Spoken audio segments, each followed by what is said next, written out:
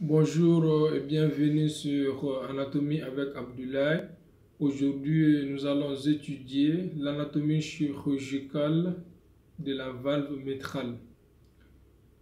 Donc, voici le plan de la présentation. Tout d'abord, nous allons parler de l'anneau mitral. Ensuite, nous étudierons les tissus valvulaires, les cordages, les piliers. Enfin, nous allons voir les rapports anatomiques qui nous permettront de discuter ou de parler des structures à risque lors de la chirurgie mitrale.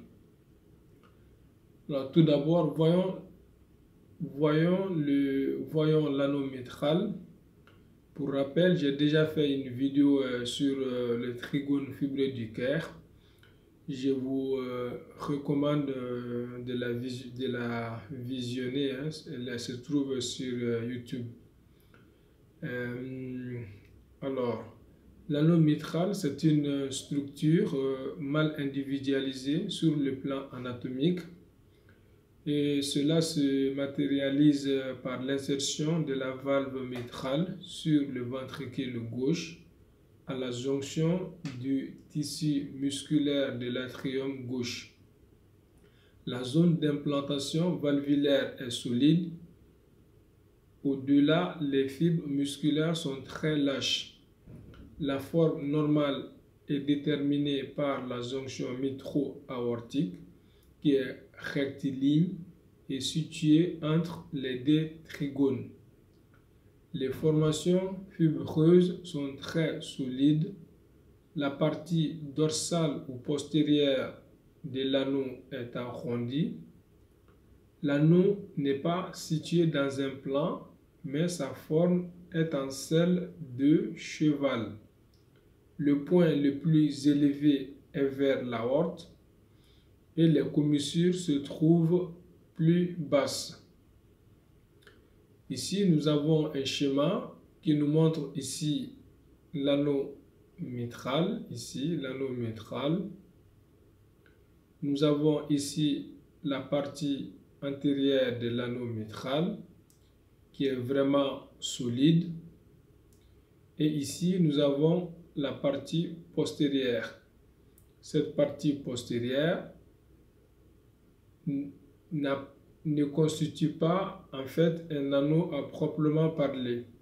Il s'agit ici d'une structure fibreuse très lâche appelée le filium coronarium. Et cette fragilité au niveau de cet anneau postérieur explique les ruptures de l'anneau au cours de la chirurgie mitrale. Ici, nous avons la base aortique et ici, nous avons l'anneau mitral. Ici, nous avons le trigone antérieur et par là, nous avons le trigone postérieur. Entre ces deux trigones se situe une zone où la valve mitrale est en continuité avec l'aorte et cette zone est appelée de ce fait la continuité mitro-aortique. Donc on retient que l'anneau mitral présente une partie antérieure qui est solide et sa partie postérieure est friable ou ne contient pas de structure musculaire solide, ce qui explique les ruptures d'anneaux au cours de la chirurgie mitrale. Ensuite, voyons le tissu valvulaire. L'anneau mitral est muni de deux valves. Ces deux valves sont la valve antérieure et la valve postérieure. La valve antérieure est aussi appelée la grande valve mitrale. Elle s'insère sur les 3/7 de l'anneau et elle présente deux zones.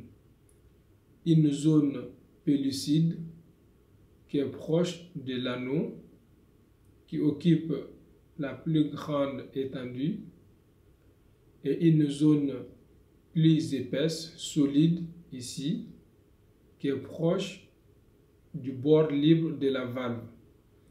Cette zone représente en fait la surface de coaptation de la valve. Ensuite, nous avons la valve postérieure. La valve postérieure ou la petite valve mitrale s'insère sur les 4/7 de l'anneau ici. La petite valve mitrale va s'insérer sur les 4/7 de l'anneau. Son étendue en hauteur ne dépasse pas 1 cm. Elle présente 2 ou 3 indentations qui s'effacent complètement en diastole. Tout comme la grande valve mitrale ou la valve antérieure, la valve postérieure présente aussi 3 zones topographiques. Ces 3 zones topographiques sont nommées ainsi: P1 proche de la commissure antérieure, P2 centrale et P3 proche de la commissure postérieure. J'ai oublié la valve antérieure est aussi subdivisée en 3 zones topographiques nommées A1. A, ça veut dire antérieure. Donc A1, c'est la zone qui est proche de la commissure antérieure. AD, c'est la zone centrale de la valve.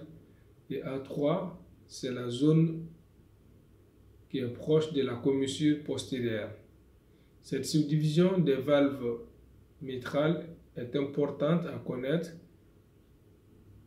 car elle est fréquemment utilisée dans la description échographique et elle est importante aussi pour la compréhension des techniques de chirurgie valvulaire, notamment l'aplasie valvulaire. Le tissu valvulaire au niveau des commissures représente 3 à 4 mm. C'est-à-dire que le tissu valvulaire au niveau des commissures antérieures et postérieures est très faible en hauteur. C'est juste 3 à 4 mm. Mais ce tissu valvulaire est important à respecter au cours des techniques chirurgicales afin d'éviter les fuites mitrales en post-opératoire. Donc voyons maintenant le cordage. Comme il existe 2 valves au niveau de l'anneau mitral, il existe aussi des cordages qui vont permettre à ces 2 valves de se fixer sur les piliers. On distingue le cordage de la valve antérieure et le cordage de la valve postérieure. Les cordages de la valve antérieure sont de 2 types. On a les cordages principaux et les cordages secondaires. Les cordages principaux s'insèrent sur le bord libre de la valve. Ici, nous avons le bord libre de la valve. Les cordages principaux vont s'insérer sur ce bord libre de la valve. Les cordages principaux sont de 3 types. Nous avons les cordages paramédians, les cordages principaux et les cordages paracommissuraux. Ici, en 1, nous avons ici le cordage commissural. En 2, nous avons le cordage paracommissural, para qui veut dire à côté de la commissure. En 3, nous avons le cordage médian principal. En 4, nous avons le cordage paramédian. Paramédian à côté du cordage principal médian. Et 5 représente la zone de coaptation. Comme vous pouvez constater, ici c'est une zone épaisse qui est là, qui est proche du bord libre de la valve.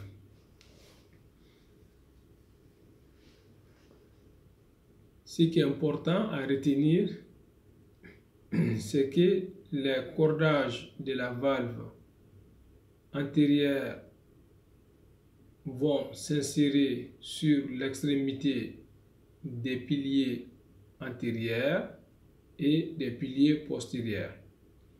Ça veut dire quoi? L'insertion des cordages de la valve antérieure ou la grande valve mitrale s'est fait sur l'extrémité des deux piliers. Ensuite, nous avons le cordage de la valve postérieure. Le cordage de la valve postérieure s'insère sur les piliers, ici, les deux piliers, et sur le bord libre. Ici, nous avons en 1 le cordage principaux de la valve postérieure qui vont s'insérer sur le bord libre de la valve. En 2, nous avons le cordage basaux. Et en 3, nous avons le cordage secondaire de la face ventriculaire. La spécificité de la valve postérieure est d'avoir des cordages basaux, en D ici, des cordages basaux qui vont s'insérer sur la face ventriculaire de la valve postérieure et sur la paroi musculaire du ventricule gauche. Ici, nous avons la face qui regarde dans le ventricule est la face ventriculaire de la valve et la face qui regarde dans l'atrium et la face s'appelle la face atriale. Élément important à retenir, c'est qu'au niveau de chaque pilier, il existe un cordage en éventail pour chaque commissure.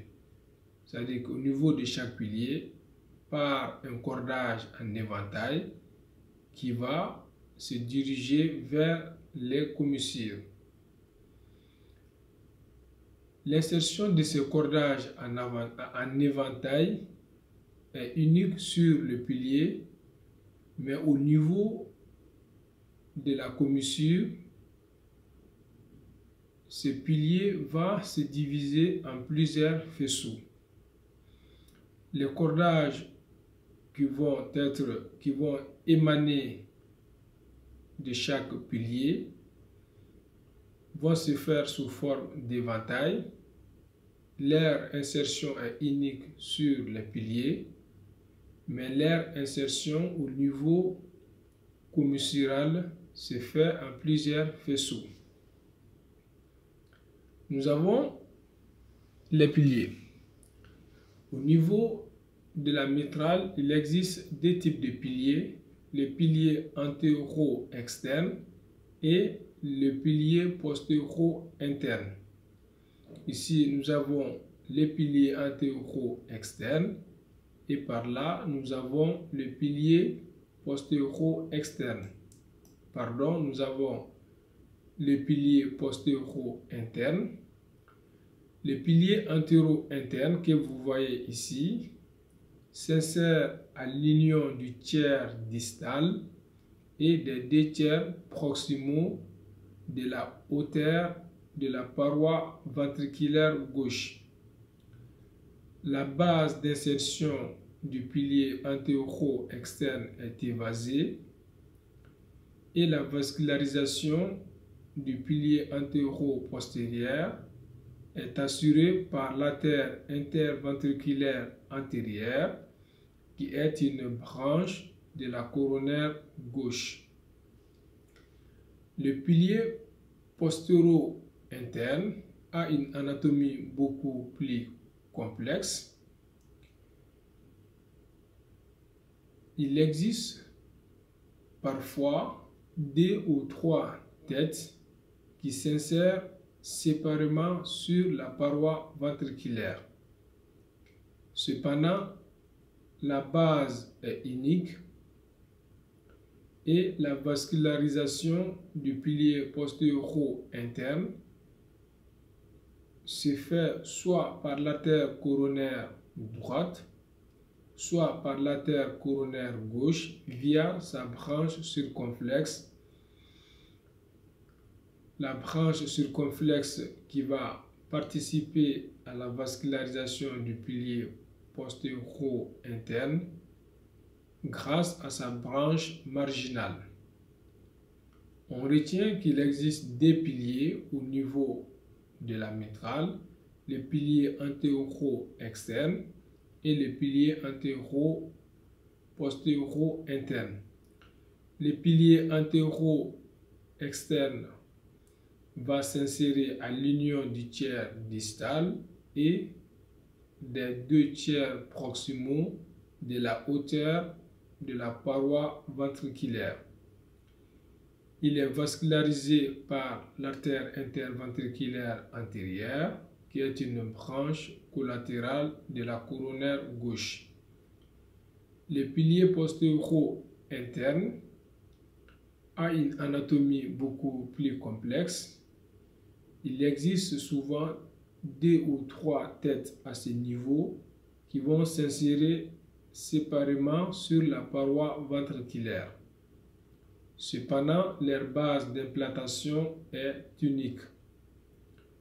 La vascularisation du pilier postéro-interne peut se faire soit par l'artère coronaire droite, soit par l'artère coronaire gauche via sa branche circonflexe.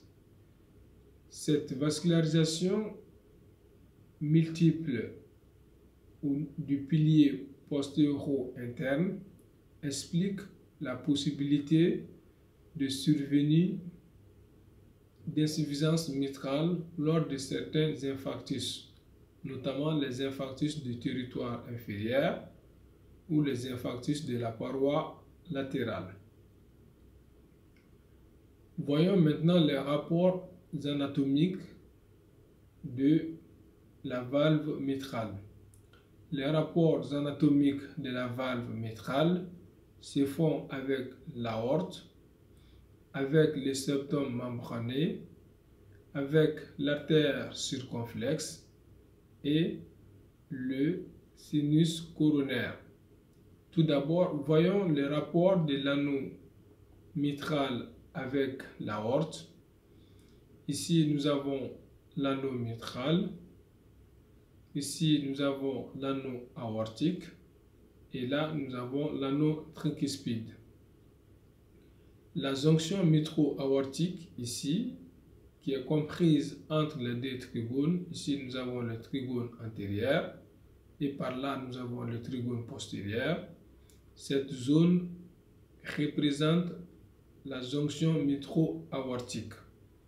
C'est une zone qui est fibreuse et qui mesure environ 20 mm. La valve antérieure qui est ici est au contact plus ou moins éloigné de la sigmoïde coronaire gauche, ici la sigmoïde coronaire gauche, et de la sigmoïde non coronaire, et par conséquent de la commissure qui sépare les deux commissures.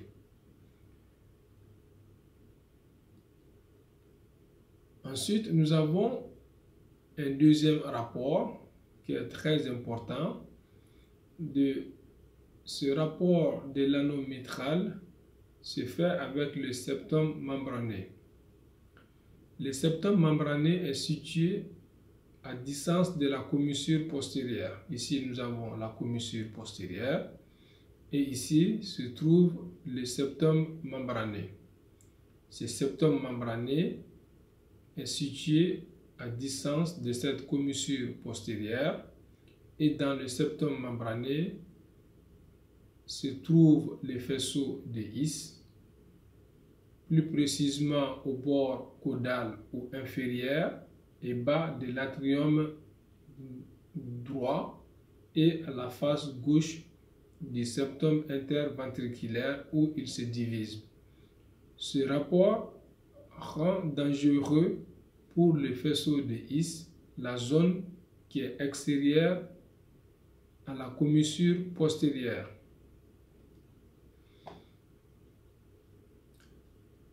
Enfin, nous avons les rapports vasculaires de l'anneau mitral. Ici, nous avons l'anneau mitral, ici, la grande valve mitrale, la petite valve mitrale, l'anneau aortique, ici, les septum membranés avec les faisceaux de His. L'anneau mitral va contracter des rapports avec l'artère circonflexe, ici, que vous voyez en rouge. Donc l'artère circonflexe. L'artère circonflexe va naître de la commissure antéro-externe, ici la commissure antéro-externe. C'est à ce niveau qu'est née l'artère circonflexe. Et cette naissance se fait à 2 ou 3 mm de l'anneau, comme vous pouvez constater. Ici, l'anneau est là, l'artère circonflexe est là, et vous voyez qu'il y a une toute petite distance qui sépare la naissance de l'artère circonflexe de l'anneau. Ensuite, l'artère circonflexe va sillonner dans les sillons auriculo-ventriculaires, va passer au niveau du bord postérieur de l'anneau et elle s'arrête en fonction des cas, soit au niveau des PD, soit l'artère circonflexe va dépasser la zone de PD. Le deuxième rapport vasculaire se fait avec le sinus coronaire. Vous voyez ici le sinus coronaire qui est situé dans le sillon auriculo-ventriculaire et il va se diriger vers la commissure postérieure ici. Donc le sinus coronaire est là, il va cheminer dans le sillon auriculo-ventriculaire et va se diriger vers la commissure postérieure où elle va se terminer dans l'atrium droit. Ces rapports vasculaires expliquent aussi les possibles lésions au cours de techniques de remplacement valvulaire ou de plastie mitrale. Donc ici en coupe sagittale, nous voyons ici la position de l'artère circonflexe qui est au-dessus du sinus coronaire et les deux vaisseaux se trouvent dans la graisse auriculo-ventriculaire. Ici nous avons ici la grande valve mitrale, ici la petite valve mitrale. Par là nous avons la cavité atriale gauche et ici la coupe passe par l'échilo aortique où on peut voir l'ostium des coronaires, des artères coronaires et des deux valvules sémilinéaires coronaires. Ici nous avons la chambre de chasse du ventricule gauche et les deux piliers évidemment, ici les deux piliers, le pilier antérieur et le pilier postérieur. Ces rapports anatomiques nous permettent de comprendre les risques opératoires au cours de remplacement valvulaire ou de plastie mitrale. En effet, les structures anatomiques à risque au cours de remplacement ou de plastie valvulaire sont l'aorte ici, au niveau de la continuité mitro-aortique. Il y a un risque de choper une valve ici, une valve sigmoïde aortique. La deuxième structure anatomique à risque lors des techniques de remplacement ou de plastie mitrale, c'est les faisceaux de His. Les faisceaux de His qui se trouvent au niveau de la partie haute de la commissure postérieure. Ici, nous avons la commissure postérieure et les faisceaux de His, les faisceaux auriculo-ventriculaires, se trouvent à ce niveau. Donc, quand le chirurgien passe ce point ici, il doit avoir à l'esprit qu'il y a un risque de léser les faisceaux auriculo-ventriculaires. Et ceci peut entraîner des troubles conductifs post-opératoires. La troisième structure à risque lors des techniques de remplacement ou de plastie mitrale, c'est ici l'artère circonflexe. L'artère circonflexe et le sinus coronaire au niveau de la partie postérieure de l'anneau mitral. Ici, vous avez la partie postérieure. L'artère circonflexe et le sinus coronaire vont cheminer à ce niveau. Donc, le chirurgien doit avoir à l'esprit, quand il passe ce point, qu'il existe à ce niveau l'artère circonflexe et le sinus coronaire. Et ici, une autre complication gravissime qui peut survenir, c'est la rupture à ce niveau. Comme nous avons vu, au niveau de l'anneau postérieur, c'est une zone qui est fragile, qui anatomiquement, il n'existe pas d'anneau à proprement parler. Donc voici nos références. Merci et on se donne rendez-vous pour une prochaine. Au revoir.